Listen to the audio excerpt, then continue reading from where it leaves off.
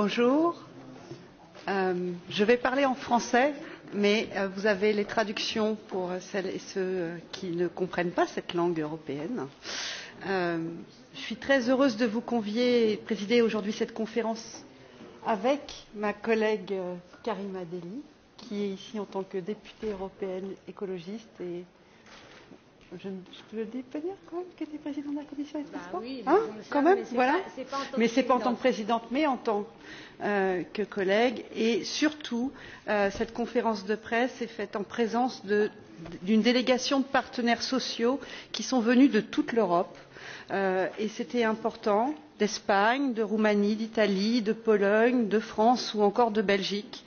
Ils sont venus au sein du Parlement européen pour qu'on puisse échanger autour d'un sujet qui est un sujet majeur, c'est celui du paquet routier qui fait et qui va faire l'actualité.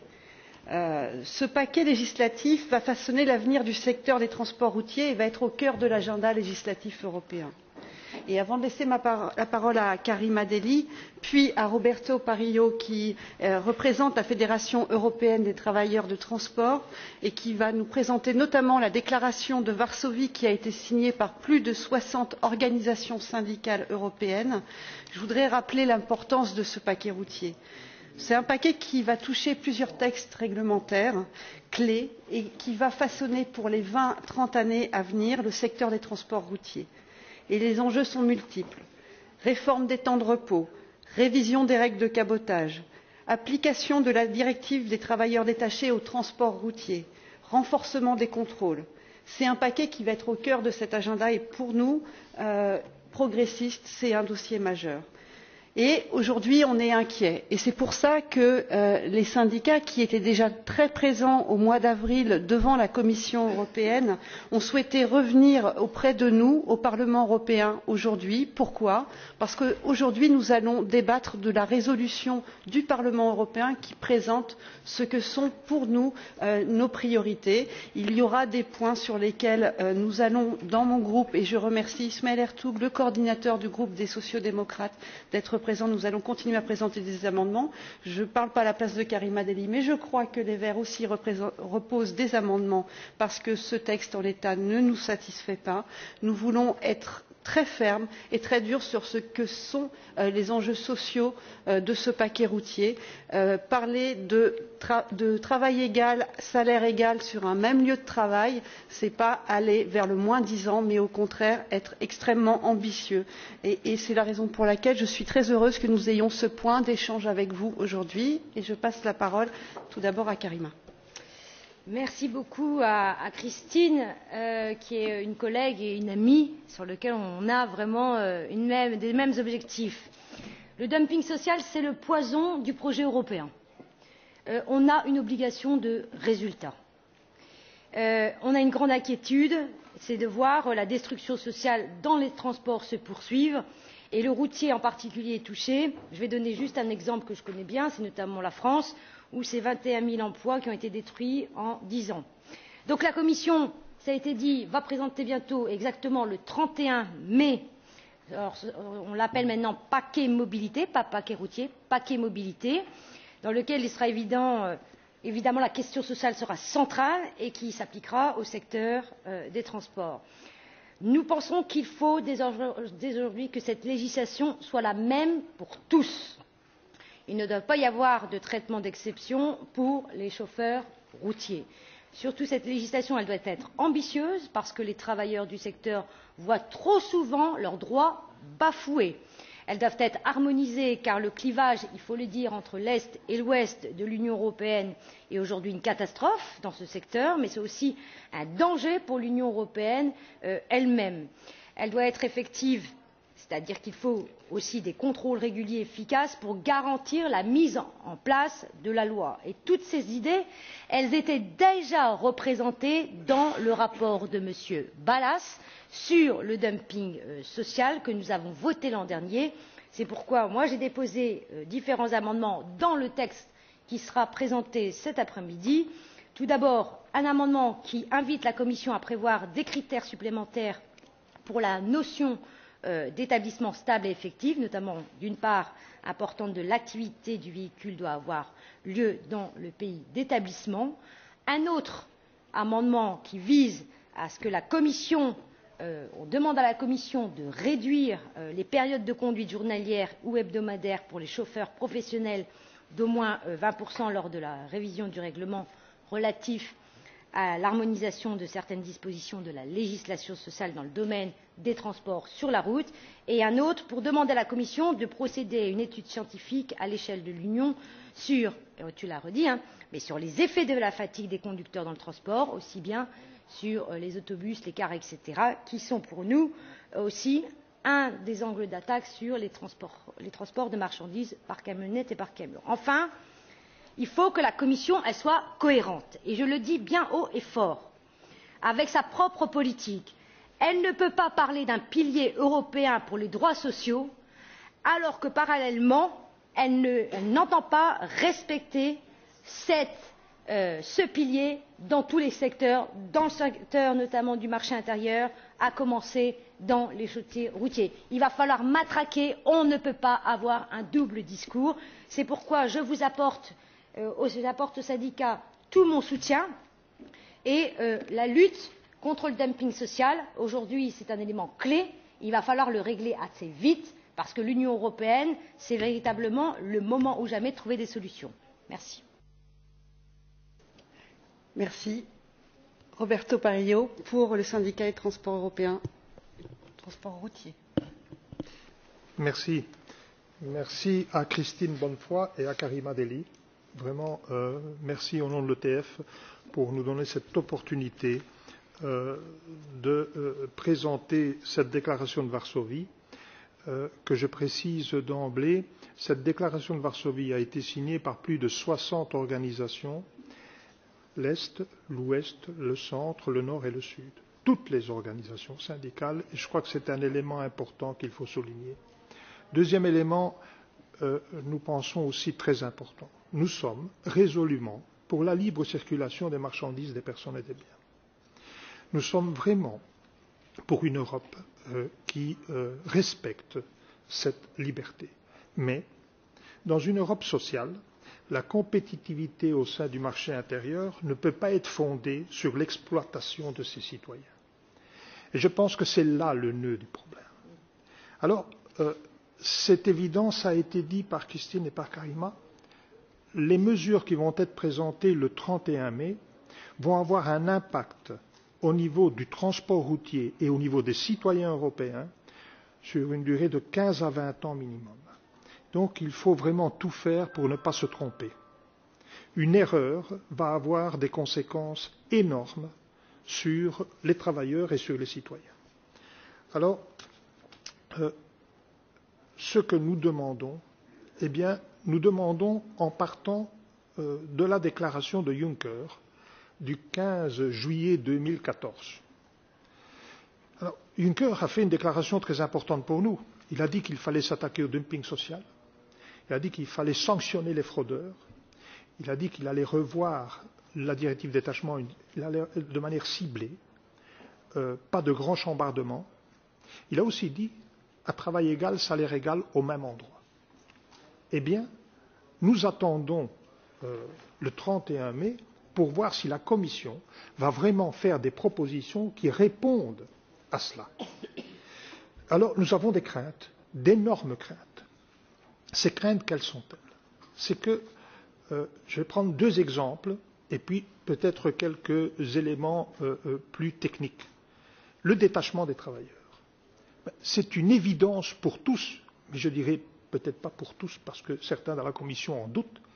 La directive détachement s'applique à tous les secteurs. Et la directive détachement concernant le transport routier s'applique dès la première minute, aujourd'hui. Donc aujourd'hui, quand un transporteur qui n'est pas du pays fait un transport national dans ce pays, la directive détachement s'applique dès la première minute. Si le 31 mai, dans les propositions, ce n'est pas le cas, eh bien, je le dis, nous le disons de manière très claire, la Commission va légaliser l'illégal. C'est une évidence.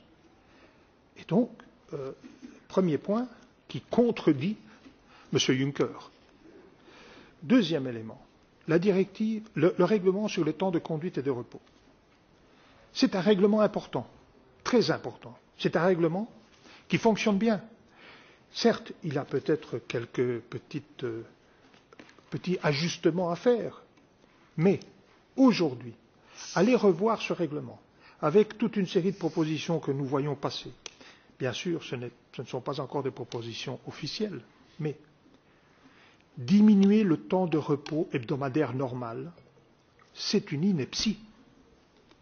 Aujourd'hui, le temps de conduite et de repos est réglementé de manière très claire. Un conducteur ne peut pas conduire plus de 90 heures sur 2 semaines. Alors, si je fais 56 heures la première semaine, il ne me reste plus que 34 heures. Si demain, on essaye de voir ce temps de conduite et de repos sur 1 mois en lieu et place de 2 semaines, si on ouvre la possibilité aux chauffeurs, aux employeurs de prendre ces repos un peu, je dirais, à la carte, on ne contrôlera plus rien. Alors, vous voyez, il y a une contradiction flagrante au niveau de la Commission. On nous dit, on nous redit, on n'arrête pas de nous dire avec le programme REFIT, il faut faire en sorte qu'il y ait de moins en moins d'administration. Et nous, à l'ETF, nous travaillons depuis des années à essayer de faire des propositions concrètes. Et une proposition concrète, c'est, aujourd'hui, nous avons quand même des outils informatiques, des outils technologiques assez avancés. Alors, à partir de juin 2019, Galileo est là, il y aura une géolocalisation automatique de tous les véhicules et de tous les chauffeurs. C'est quand même important. Mais, en fait, tous les véhicules devront en être équipés en 2034. Donc ce n'est valable que pour les nouveaux véhicules en fonction à partir de juin 2019. Vous savez, si je suis un employeur qui ne respecte pas trop les règles, je dois renouveler mon charroi. Et donc, je vais acheter mes véhicules au mois de mai 2019. Et je pourrai ainsi, pendant quelques années encore, frauder allègrement.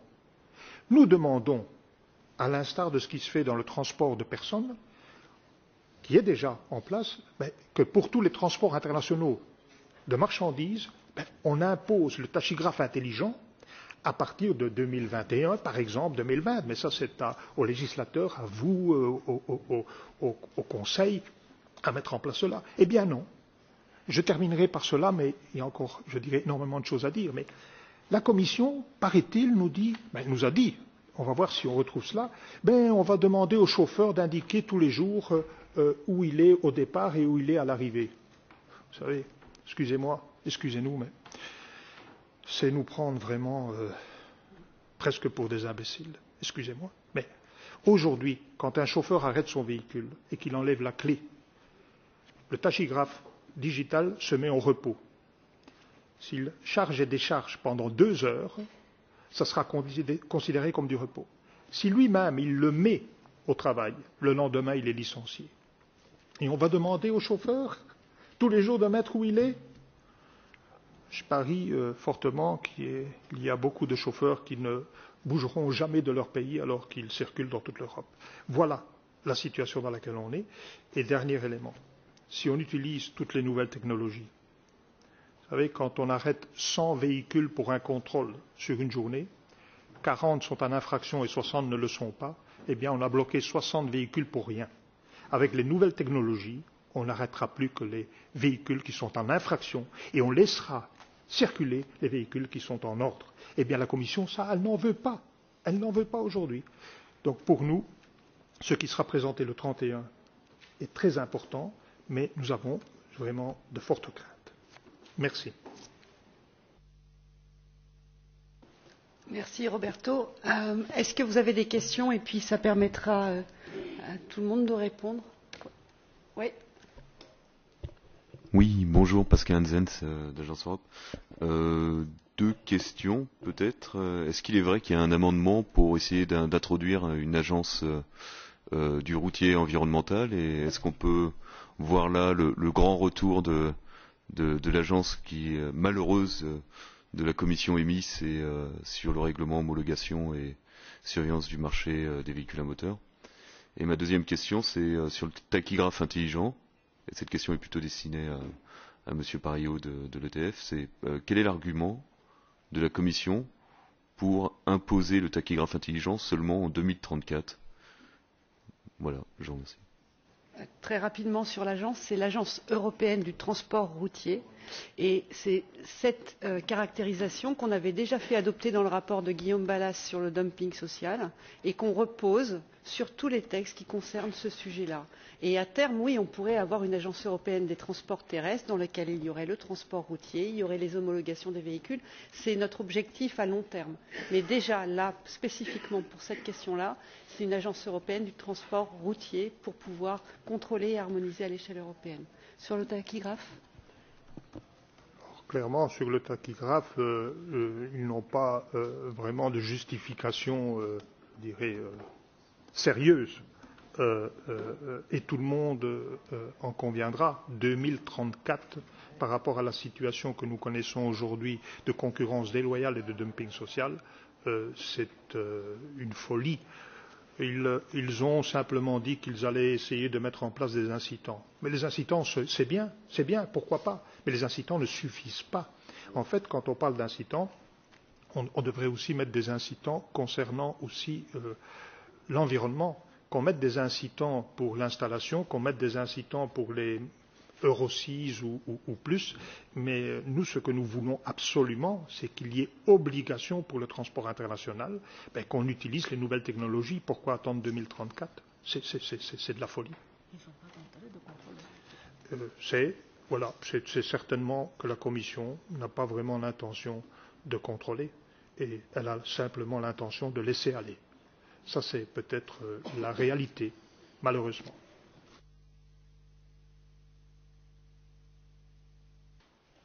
Et, excusez-moi, et pourquoi elle a l'intention de ne pas contrôler?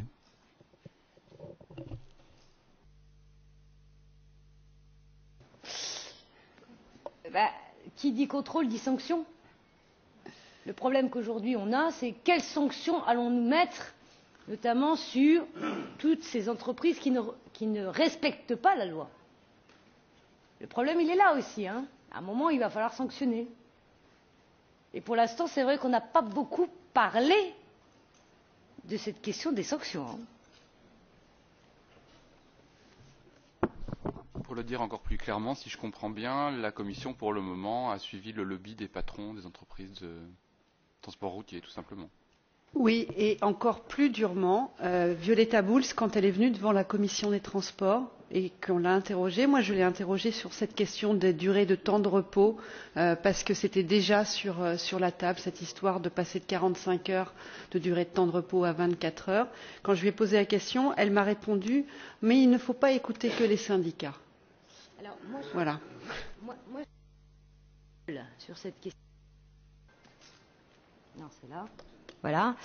C'est-à-dire qu'au niveau de la Commission, on a aussi un problème, c'est-à-dire qu'on est en face d'États membres qui ne veulent absolument pas légiférer sur le volet social. Le volet social, on a un pilier social, tout le monde dit c'est super, on va avancer, etc. Après, on a des États membres qui ne veulent absolument pas perdre ce qu'ils appellent leurs compétences. Ce qui fait qu'il y a quand même le social, c'est de la subsidiarité pour l'instant. Donc maintenant, pour faire le saut en disant il faut une harmonisation, il faut qu'on avance, c'est compliqué pour certains États membres, d'où la volonté, et moi je le redis, de dire c'est maintenant ou jamais. Alors M. Juncker, il dit que c'est la Commission de la dernière chance, moi je dis que c'est l'opportunité pour dire on est capable de mettre fin au dumping social.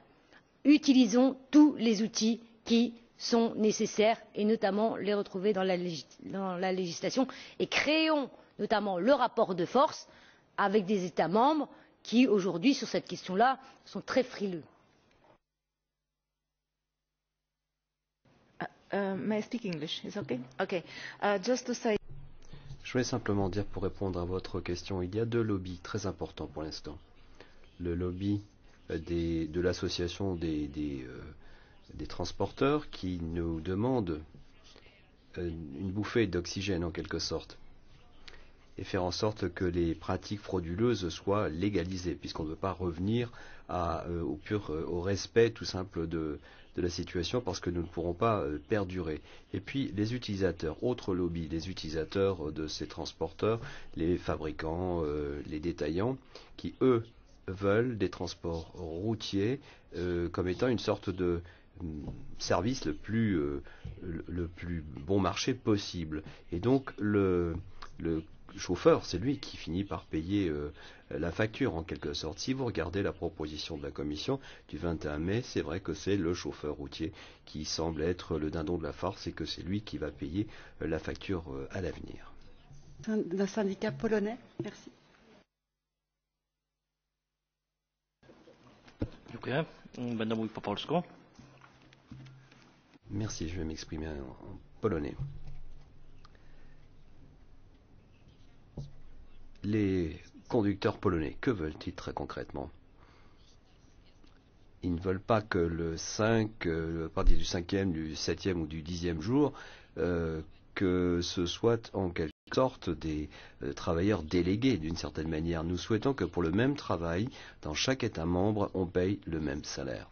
Ce sont des conducteurs qui font leur travail comme tous les autres. Et puisque nous avons ce texte qui s'applique un peu partout en Europe, nous devons créer les mêmes conditions pour tous les conducteurs sur le territoire européen. Ensuite, la sécurité sociale.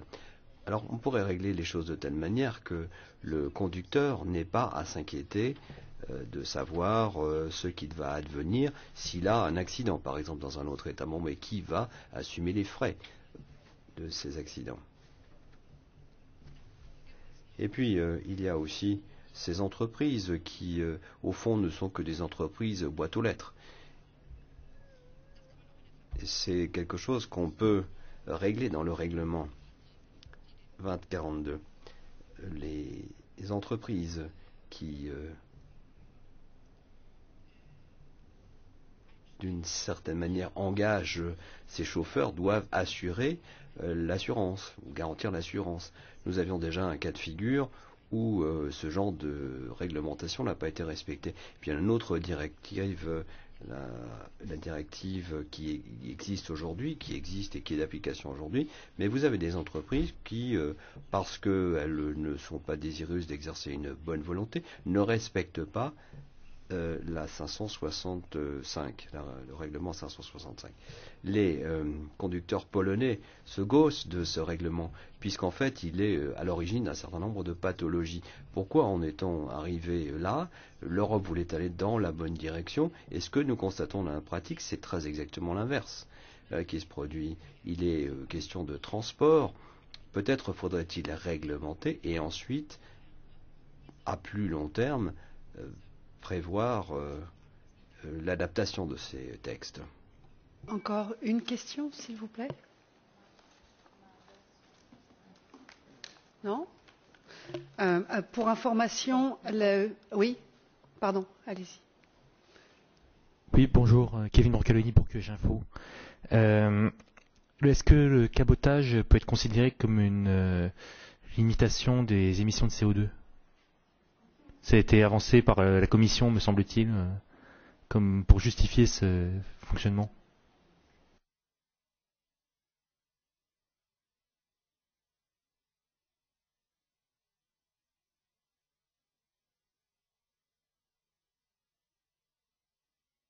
Oui, non, je répondais simplement que cette comparaison était tellement grossière que je ne suis pas sûre qu'elle méritait une réponse sur le fond. Voilà. On attend, on n'a pas d'études, on n'a pas les propositions, on a simplement des annonces très inquiétantes.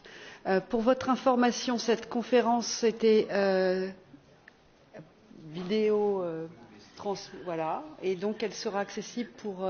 Je sais qu'il y avait un certain nombre de médias qui ne pouvaient pas participer, mais c'était pour rassurer les collègues syndicalistes que la presse est plus nombreuse à suivre cela que les personnes présentes. Et je remercie les représentants de la presse qui étaient là aujourd'hui. Peut-être un petit élément, si on peut dire, mais en tout cas merci pour cette opportunité.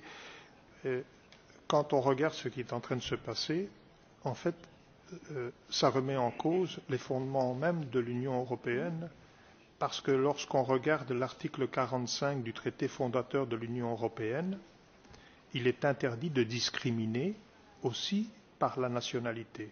Or, comme vient de le dire notre collègue polonais, pour un même travail au même endroit, il y a des gens qui sont sous-payés, exploités. Alors, nous sommes des Européens convaincus, nous voulons croire en l'Europe, mais la Commission est en train de tout faire pour faire en sorte que les gens en croient de moins en moins. Attention, donc nous attirons aussi l'attention sur cet élément. Les documents de la déclaration de Varsovie se trouvent ici devant, pour les personnes qui le veulent. Merci beaucoup.